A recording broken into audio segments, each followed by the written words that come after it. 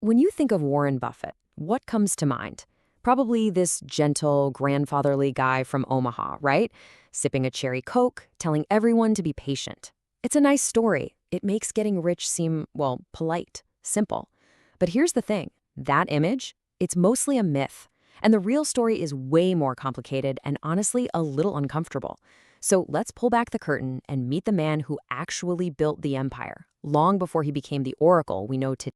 The myth you've been sold is all about passive patience.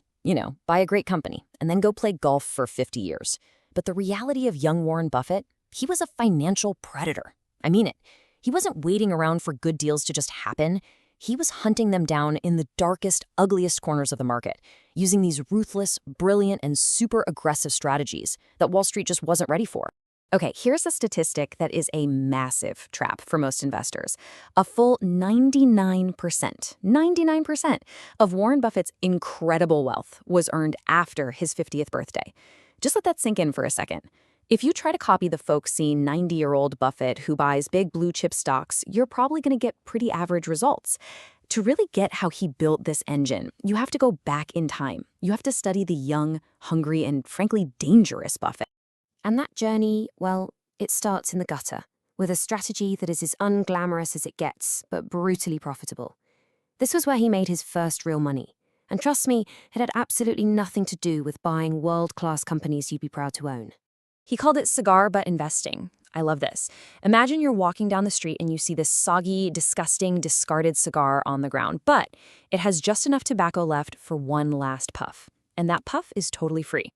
In finance, this meant finding objectively terrible companies. I'm talking failing textile mills, weird mat makers that were so hated they were trading for less than the cash they had in the bank. The psychology here is everything. You have to be willing to sift through the trash that everyone else is running away from. See, you're not buying the company's future. You don't care about the brand or the CEO or their 5-year plan. You are literally just buying the cash that's sitting inside its wallet right now. Who cares if the wallet is ugly? It's a strategy of pure, cold, unemotional math. It's completely detached from any story or hype. But here's the twist. This exact strategy, the one that made him rich, also led him straight into the single dumbest investment of his entire life. A mistake that wasn't born from cold logic, but from pure, hot-headed anger. And this is where the story gets really interesting. Back in the 60s, Berkshire Hathaway was a dying textile mill in New England, a classic cigar butt. So Buffett buys in, just looking for a quick flip. He makes a verbal deal with the CEO, a guy named Seabury Stanton, to sell his shares back for $11.50 apiece. Simple. But when the official letter comes in the mail, Stanton tried to cheat him, offering just $11.37. It's a tiny difference, right?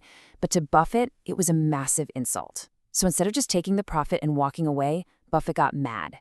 He let his ego take the wheel, started buying up shares like crazy, took control of the company, and fired the CEO on the spot. It felt good, for sure, a victory for his pride, but it was a complete disaster for his money. He was now the proud owner of a terrible, money-losing business in an industry that was going extinct. He had trapped his own capital, out of spite. But this colossal mistake, this emotional decision, it turned out to be the single most important moment of his career, because it forced him to find a solution so powerful it would become the secret engine of his entire empire.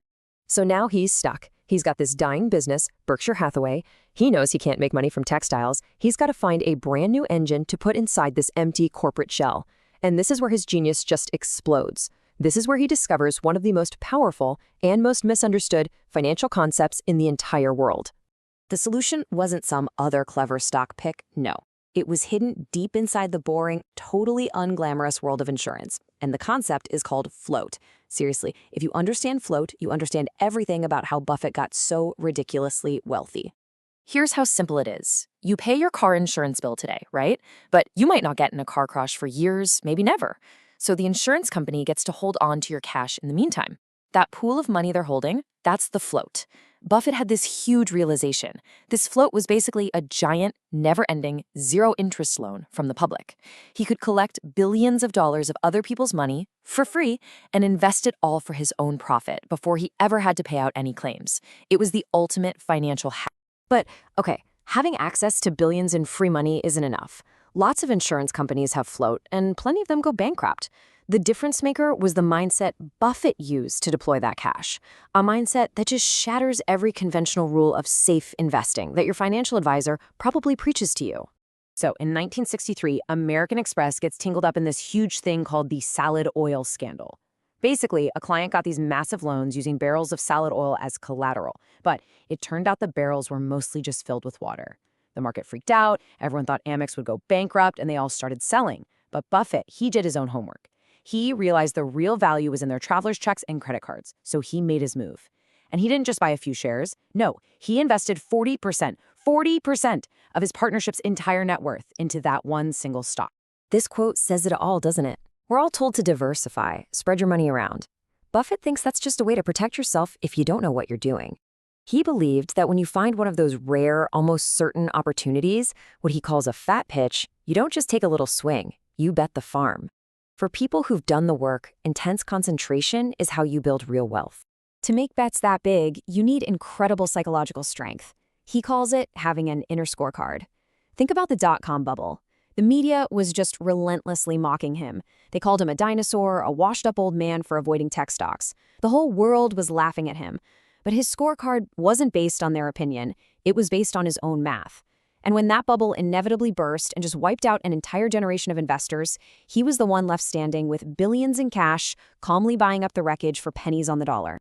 So he's got the financial engine afloat, and he's got this predator's mindset to use it. But building an empire on this scale, it comes at a cost, and it's not a financial one. It requires a level of rational thinking that, to most normal people, can look and feel absolutely ruthless. For 20 years, he actually kept those original Berkshire textile mills running, long after they stopped making any sense. But by 1985, they were just a black hole, bleeding cash. So what did he do? He shut them down. He laid off hundreds of workers in a town that completely depended on that mill. It was a brutal, painful decision. But it was rational. You have to stop feeding a losing business so you can put that money into winners. To be a truly great investor, you can't be sentimental with your capital. This quote, this reveals his true north.